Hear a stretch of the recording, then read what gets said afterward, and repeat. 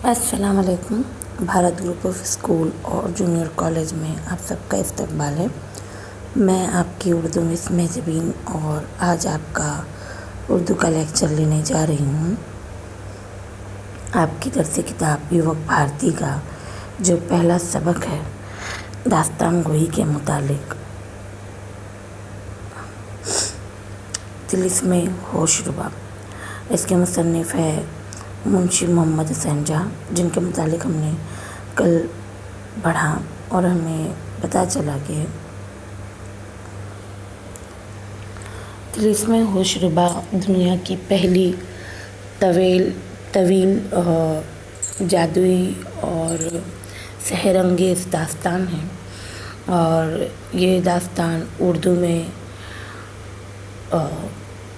لکھنؤ میں لکھی گئی، اور اس کے مصنف دو مصنفوں نے مل کر اسے لکھا، منشی محمد حسین جاں اور قمر حسن۔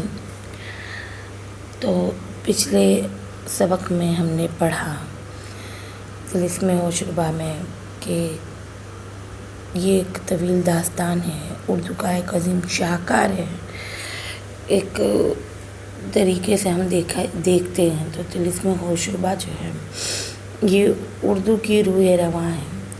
اس نے ایک عظیم کارنامہ جو ہے محمد حسین جاں اور ان کے ساتھی جو مصنف ہیں انہوں نے بہت ہی عظیم کارنامہ سر انجام دیا ہے، اور آپ دیکھ سکتے ہیں یہ آج بھی انٹرنیٹ وغیرہ پر اویلیبل ہے، آسانی سے آپ اسے دستیاب کر سکتے ہیں، آپ پڑھ سکتے ہیں۔ یہ بہت ہی پرکشش ہوتی ہے اور اس میں ایک داستان دوسری داستان سے جڑی ہوئی ہوتی ہے۔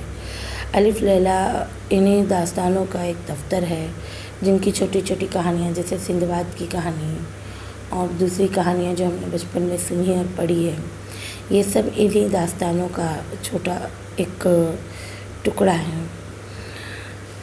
پچھلے لیکچر میں یعنی کل کے لیکچر میں آپ لوگوں نے پڑھا کہ بادشاہ ہزار لکا جو ہے وہ ہزار لکا جو ہے فرار ہو چکا ہے، اور امیر حمزہ اسے تلاش رہا ہے۔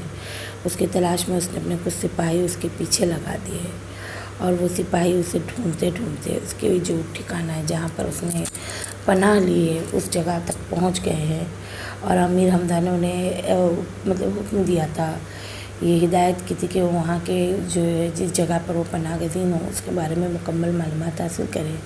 تو ان لوگوں نے مکمل معلومات حاصل کی اور پھر یہاں پر آ کر بادشاہ سلامت کو تمام جو واقعات ان کے ساتھ گزرے اس راستے میں وہ سب بتا دیا۔ لکا ہزار شکل سے بھاگ کر کوہ عتیق میں پناہ گزین تھا۔ اس نے امیر حمزہ کو اس کے جاسوسوں نے بتایا۔ اب جو ہے امیر حمزہ اس جگہ پر کوچ کرتا ہے، اپنی تمام جو فوج ہے اور جو بھی اس کے پاس اسلحہ ہے ان سب کو لے کر وہ اس جگہ پر حملہ کرنے جاتا ہے جہاں پر وہ پناہ گزین ہے۔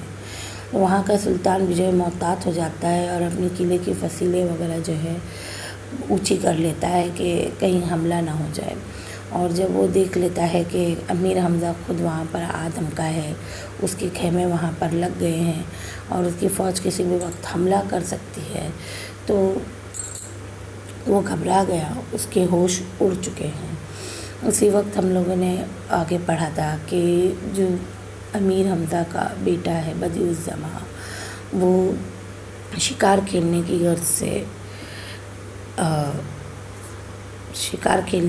سے اپنے والد سے اجازت لیتا ہے، اپنی والدہ سے اجازت لیتا ہے، پھر اپنے والد سے اجازت لیتا ہے، لیکن والد اسے کہتے ہیں کہ یہ جس جگہ پر تم جا رہے ہو، یہ جو جنگل ہے یہاں پر گھومنا بہت آسان نہیں، کیونکہ یہاں پر قدم قدم پر ساحر ہیں، جادوگر لوگ ہوتے ہیں، تو اگر تم یہاں پر جانا ہی چاہتے ہو تو صرف ایک دن کے لیے چلے جانا۔ لیکن اتفاقاً جب شہزادہ جنگل میں گھومتا ہے تب اسے ایک آہو یعنی ہرن نظر آتی ہے، اور وہ اس ہرن کا شکار کرنا چاہتا ہے، لیکن اس کے لیے یہ بہت مشکل ہو جاتا ہے اور وہ ہرن وہاں سے بچ نکلتی ہے۔ اس ہرن پر اسے بہت غصہ آتا ہے کہ وہ وہاں سے کس طرح سے بچ نکلی، اور پہلے تو اسے زندہ پکڑنے کی خواہش کرتا ہے، لیکن جب ہرن اس کے ہاتھ سے بچ نکلتی ہے تو وہ غصے میں آ کر اسے تیر مار دیتا ہے، اور اس کا تیر جو ہے آہو کو آر پار ہو جاتا ہے اور وہ وہیں پر دم توڑ دیتا ہے۔ اسی وقت ایک آواز آتی ہے کہ یہ تم نے کیا کیا، جسے تم نے مارا ہے یہ کوئی عام ہرن نہیں تھا۔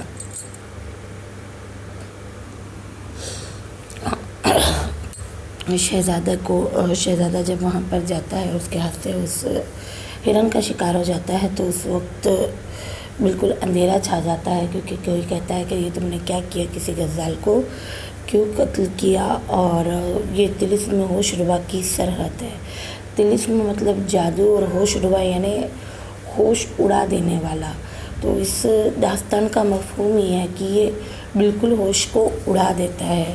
اسی وقت اس کہانی کا، اس داستان کا ایک بہت ہی دلچسپ جو کردار ہے، امرو عیار آتا ہے اور شہزادی کی تلاش کرتا ہے۔ تب اسے اس اندھیرے صحرا میں صرف شہزادی کی لاش پڑی ہوئی دکھائی دیتی ہے، جسے دیکھ کر وہ بے پناہ روتا ہے، اور پھر اس لاش کو اٹھا کر وہ سلطان کی بارگاہ میں لے جاتا ہے، اور وہاں پر اس لاش کو دکھاتا ہے۔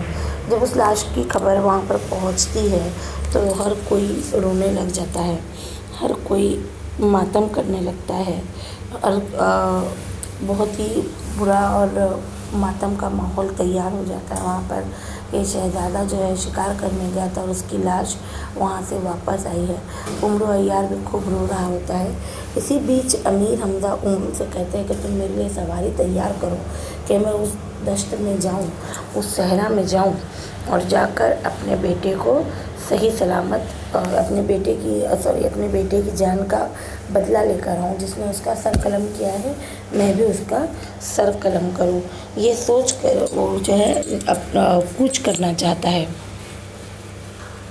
نجومی لوگ جو ہے باتوں کو، جو باتیں معلوم نہیں ہوتی انہیں معلوم کر لیتے ہیں، تو اسی طرح وہ جو ہے کچھ پڑھائی کر کے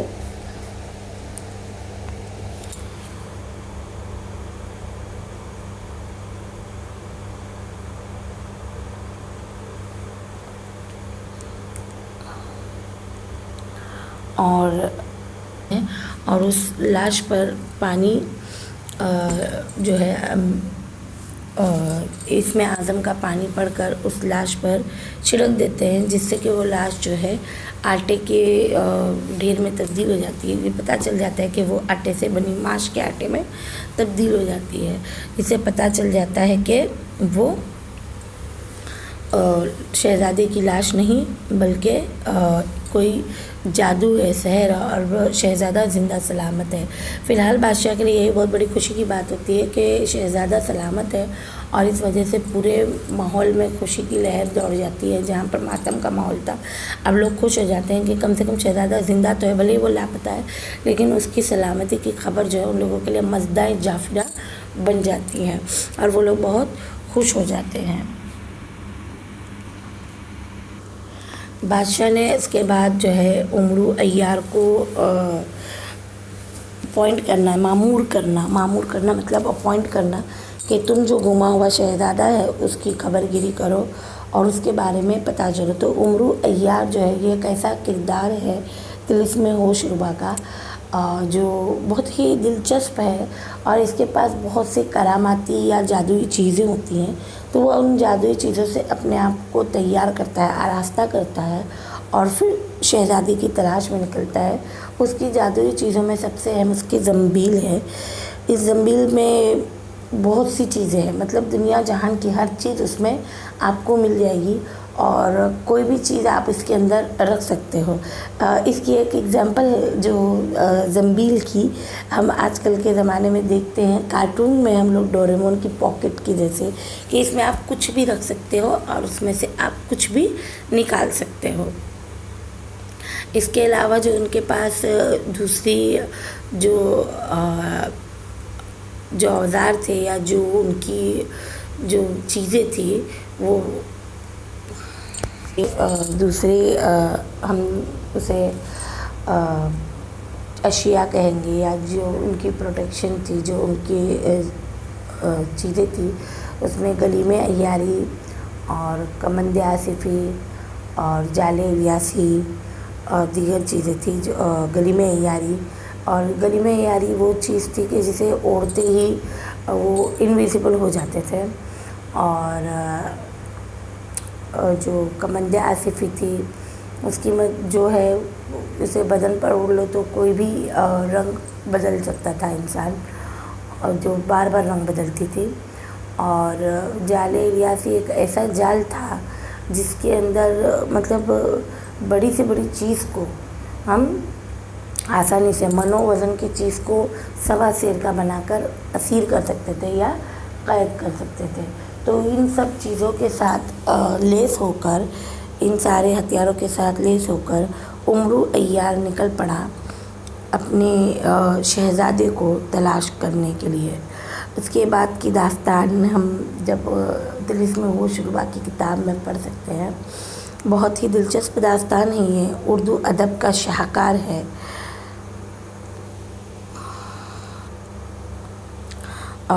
کمند آصفی جو ہے اگر اسے پھینک کر اسے حکم دیا جائے تو وہ گھٹ بھی سکتی ہے اور بڑھ بھی سکتی ہے، اور جتنا چاہے اس کو اتنا بڑھا سکتے ہو اتنا گھٹا سکتے ہو. اور ایک دوسری جو چیز تھی ان کے پاس وہ تھی دیو جامہ. دیو جامہ جو ہے اس سے یہ رنگ بدلنے والا ہے، جس کے 7 رنگ بدل سکتے تھے. یہ ٹوٹ نہیں سکتا اور کبھی سبز ہو جاتا ہے کبھی سرخ ہو جاتا ہے.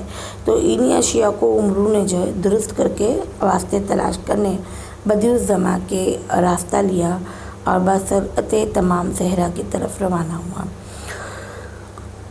اب ہم لوگ یہاں پر ان معنی و اشارات کو پڑھیں گے. لقا طلسم ہوش ربا کا ایک جادوگر، 1000 شکل ایک قلعے کا نام جہاں سے وہ فرار ہوا تھا. کر و فر، شان و شوکت، صاحب کرا، وہ شخص جس کے پیدائش کے وقت اچھے ستارے ہوں.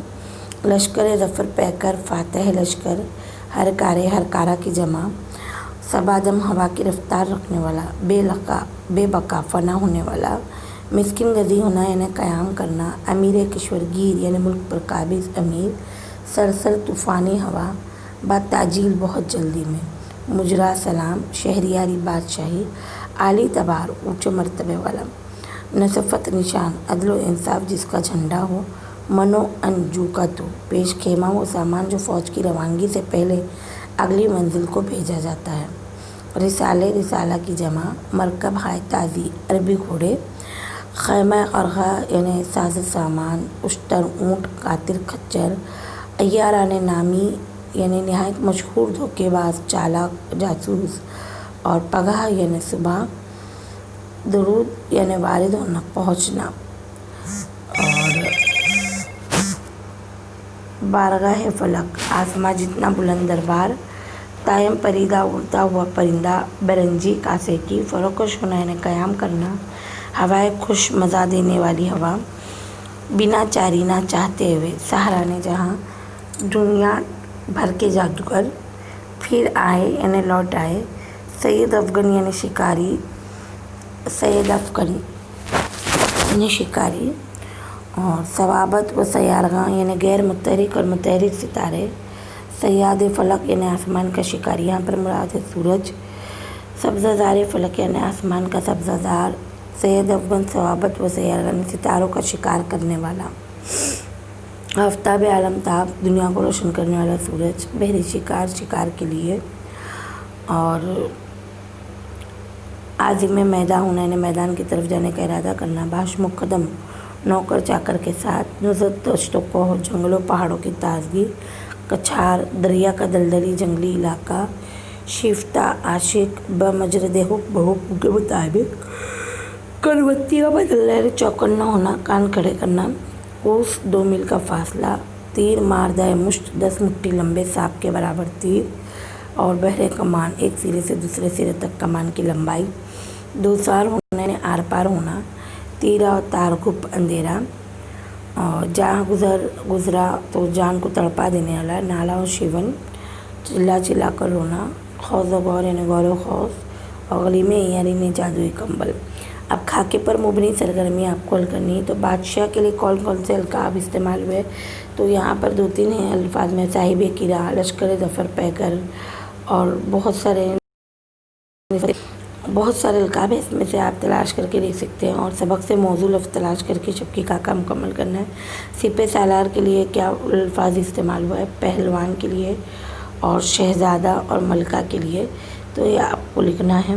और हज़ार शक्ल किले से फ़रार होने वालों के ताक़ुब में रवाना किए गए हरकारों को दी गई हिदायत, और अमीर किश्वर की खिदमत में किसने पहुँचने वाले हरकारों की हालत, सिपे सालार साहिब किरा की फराहम करदा मालूमात। तो ये सब आपको बहुत आसानी से मिल जाएगा। कुवैत के बादशाह की जंगी तैयारियों को लिखना है।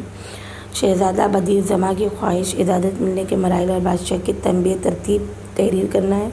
शहज़ादा बदीउज़्ज़मा के शिकार पर निकलने के वक्त की मंजिल कशी, उमरू नामदार अय्यार के शहज़ादे को तलाश करने, उसकी लाश लेकर साहिब किरा तक पहुँचने का मंजर। तो हज़ार शक्ल से किले से फ़रार होने वालों के ताक़ुब में रवाना किए गए हरकारों को क्या हिदायत दी गई थी कि वो वहाँ पर कहाँ पर पनाह गज़ीन होता है, वहाँ पर क्या माहौल है, ये सब आपको बताना है। दिए गए से मुतफ़रिक़ जुज़ की तलाश करना है, जैसे सबादम तेज़ रफ्तार, हरकारे सरसर। तो इसमें जो हरकारे जो है ये मुतफ़रिक़ जुज़ है। मुरक्कब प्यादे उश्तर कातिल, तो इसमें प्यादे नहीं आएगा। तीसरा है पलटन रिसाला पियादा लश्कर, तो इसका जो मुतफ़रिक़ जुज़ है वो है रिसाला। आहू हिरन गज़ाल घोड़ा, इसका मुतफ़रिक़ जुज़ घोड़ा है। अब आपको सही मुतबादिल तलाश करके सबक में से इसको लिखना है। शहज़ादे को शिकार खेलने की हवस हुई, हवाएं खुश और सहराए सब्ज़ाज़ार देखकर। यहाँ से बच कर जाना जब दुश्वार है, क्योंकि ये सरहदें तिलशुर में होशरुबा है। अमीर ने शहज़ादे का सानिया जा गुजरा मुलाहिदा फरमाया तो उमरू से कहा कि मैं शहज़ादे की कातिल की तलाश में जाऊँ और उसे कत्ल करके इसका भी सर लूँ।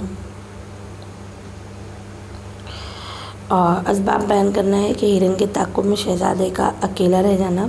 वो अकेला क्यों रह गया था, क्योंकि वो हिरन को पकड़ने के एक्साइटमेंट में या खुशी में जो है तजस्सुस में अपने साथियों से बिछड़ गए थे। बादशाह को शहज़ादे बदीउज़्ज़मा के ज़िंदा होने की उम्मीद क्यों हुई, क्योंकि उमरू ने उनसे कहा कि ये काम किसी इंसान का नहीं है, क्योंकि जिस वक्त उन्होंने शहज़ादे को पाया जिस जगह पर, वहाँ पर सिर्फ अंधेरा था। अब जुमलों की वजाहत करना है, तो आपको जुमलों की वजाहत किस तरह करनी होगी। शहज़ादे की खबरगिरी के लिए उमरू ने ऐसे अपने आप को जिन चीज़ों से आरास्ता किया, ठीक है, उमरू ने यार इसे अपने आप को जिन चीज़ों से आरास्ता किया उन चीज़ों के बारे में आपको लिखना है। किस्सा कोता बाद कोच मकाम शामो पका लश्कर ने करीब कोई अतीक बुरत फरमाया, यानी वहाँ पर वारिद हुए ठहरे। इन सबको अपने अल्फाज में लिखना है। और ज़ाती राय देनी है। शहज़ादे बदीउज़्ज़मा की सरगर्मी, उमिया बिन उमरू नामदार अय्यार की अमीर से की गई अर्ज़, सहर साहिर जायचा पेशन गोई इसमें आज़म, करामत और साइंस। हिदायत के मुताबिक ज़िल की कवायदी सरगर्मियाँ भी हल करनी है। जुमलों से मुफर्रद मुरक्कब और मखलूत जुमले तलाश करने हैं। तो ये काम तो बहुत आसान है, मेरे बच्चे आसानी से कर लेंगे। और मुहावरों को जुमलों में इस्तेमाल करना है, ये भी आपको करना है। जैसे होश उड़ जाना, और शहज़ादे की लाश देखकर बादशाह के होश उड़ गए। कलेजा मुँह को आना, शहज़ादे की मौत की खबर सुनकर उसकी माँ का कलेजा मुँह को आ गया। खाक उड़ाना, शहज़ादे की लाश को लेकर खाक उड़ाते हुए उमरू अय्यार पहुँचा।